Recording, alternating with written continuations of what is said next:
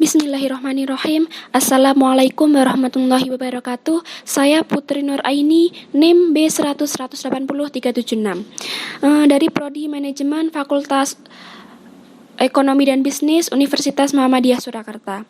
Di sini saya akan menjelaskan cara meregresikan data menggunakan aplikasi SPSS.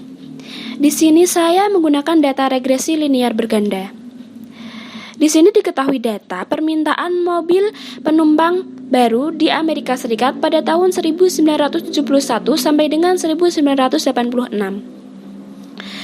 Di sini juga diketahui Y adalah mobil penumpang baru terjual, X2 adalah indeks harga konsumen, X3 adalah indeks harga konsumen semua item semua konsumen, X4 adalah personal disposable income, X5 tingkat bunga persen kertas pembiayaan ditempatkan langsung, dan X6 adalah tenaga kerja sipil yang dipekerjakan. Dan inilah data-datanya dari tahun 1971 sampai dengan 1986. Lalu kita berpindah ke aplikasi SPSS. Inilah data yang tadi berada di Excel. Dan lalu kita beralih ke variable view. Dan di sini diketahui name adalah Y, X2, X3, X4, X5, dan X6. Dan di sini di label mobil penumpang baru terjual sebagai Y, indeks harga konsumen sebagai X2, indeks harga konsumen semua item semua konsumen sebagai X3, personal disposable income sebagai X4, tingkat bunga persen kertas pembiayaan ditempatkan langsung sebagai X5, dan tenaga kerja sipil yang dipekerjakan sebagai X6. Dan di sini measure-nya dijadikan scale semua. Lalu kita beralih ke data view. Lalu kita cari analyze. Lalu kita pilih regression, lalu klik linear. Dan ini mobil penumpang yang baru terjual, kita letakkan pada variabel dependent dan indeks harga konsumen, indeks harga konsumen semua item semua konsumen, personal disposable income, tingkat bunga persen kertas pembiayaan ditempatkan langsung, dan tenaga kerja sipil yang dipekerjakan kita letakkan pada variabel independen.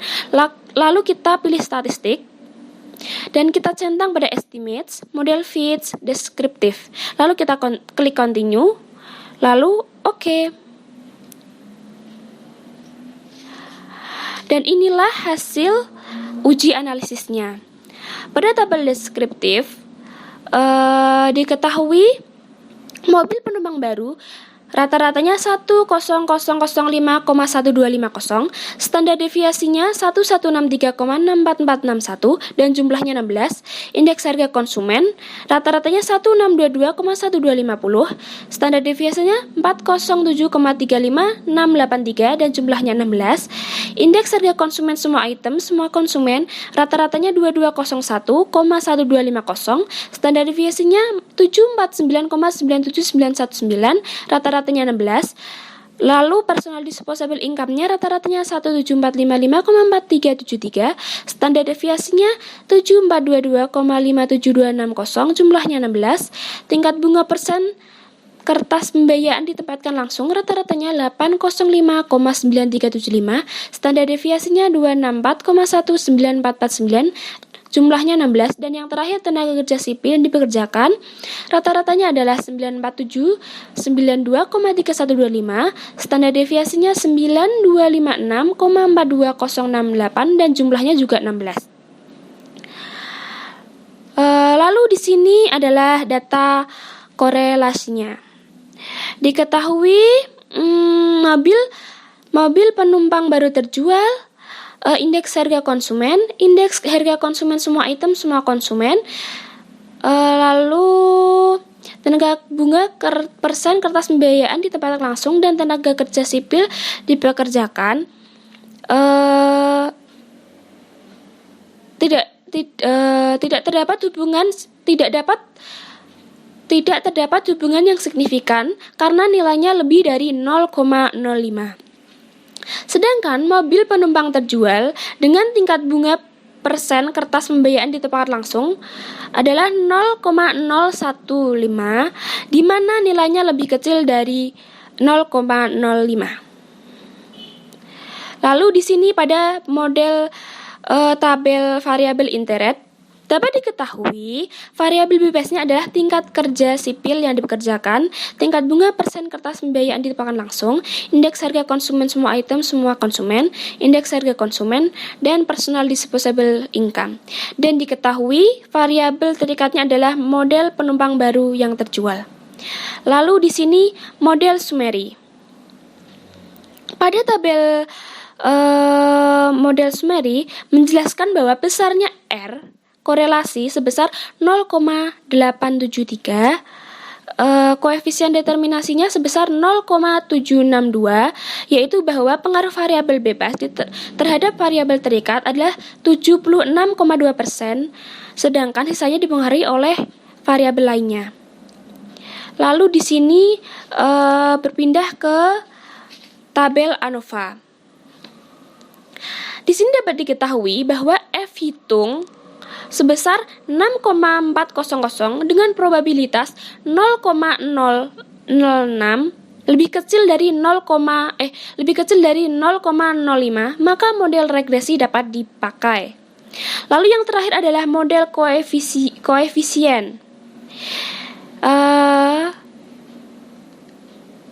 Pada baris pertama konstan dan pada kolom B diketahui 5580,322, sedangkan nilai X1, X2, X3, X4, X5, dan X6.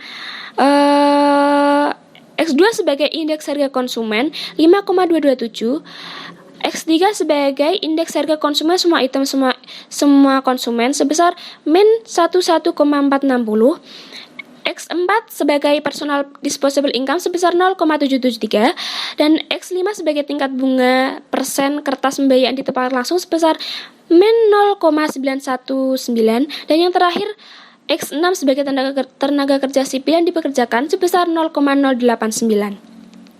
Sehingga dapat diketahui persamaan regresi, yaitu Y sama dengan 5580,322 ditambah 5,227 dikurangi 11,460 ditambah 0,773 dikurangi 0,919 ditambah 0,089.